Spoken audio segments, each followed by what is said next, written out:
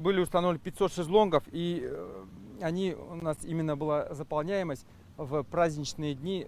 Полная 100% заполняемость стояла, даже очередь. Здесь все как в Сочи, но это набережные Челны, автомобильная столица республики. На набережной имени Габдуллы Тукая этим летом горожане отдыхают на пляже, который назвали «Водяная» по одноименной сказке поэта. Место отдыха благоустроил предприниматель Александр Леухин. Вложил 12 миллионов рублей, 10 миллионов получил от государства. Все по национальному проекту «Туризм и индустрия гостеприимства». На пляж был завезен песок, это очищен был берег в первую очередь у нас. На грантовые денежки мы уже приобрели, установили шезлонги в количестве 500 штук, зонты, пляжные дорожки установили спасательные вышки. Здесь деревянные лежаки, туалеты и душевые кабинки. Можно отправиться на прогулку на катамаране, сабборде. Пляж оценили и гости Автограда. Мы приехали сюда в гости, в набережные Челны, и спустились на набережную. В прошлом году здесь таких условий не было. В этом году создали исключительные условия для отдыха местных жителей, также для гостей.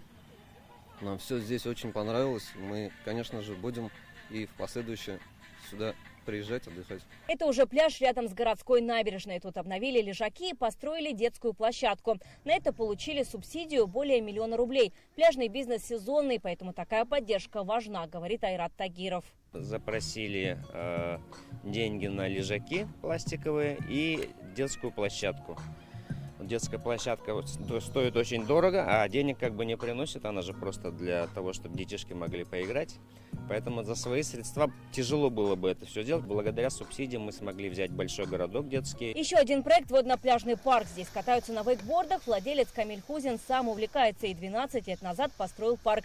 Сейчас на средства гранта улучшил условия для активного отдыха. На этот грант была приобретена 3-я установка. Мы сняли самую главную проблему. То есть, когда приходит тепло, на 2 установках, которые у нас раньше были очереди, причем очень длинные. На живописном берегу Камы, рядом с лесом, появился еще один новый пляж. Его площадь 4000 квадратных метров. Здесь есть не только пляжная зона с лежаками, но и подогреваемые бассейны. И таких проектов по республике 22. В набережных Челнах наибольшее количество. 5 предпринимателей обновили общественные пространства. Государство, вкладывая не всю сумму в развитие инфраструктуры, позволяет населению получить эту инфраструктуру или эти объекты. И в то же время она получает партнера, который будет смотреть за этой инфраструктурой. И так как он является совладельцем, он будет и переживать за ее качество, состояние и будет делать все для того, чтобы эта инфраструктура работала максимально эффективно. Новые пляжи также появились в Алькеевском, Бугульминском, Верхнеуслонском, Зеленодольском, Камско-Устинском, Лаишевском, Мамадышском и других районах. Предприниматель должен был проинвестировать своих средств 30% от суммы запрашиваемых субсидий.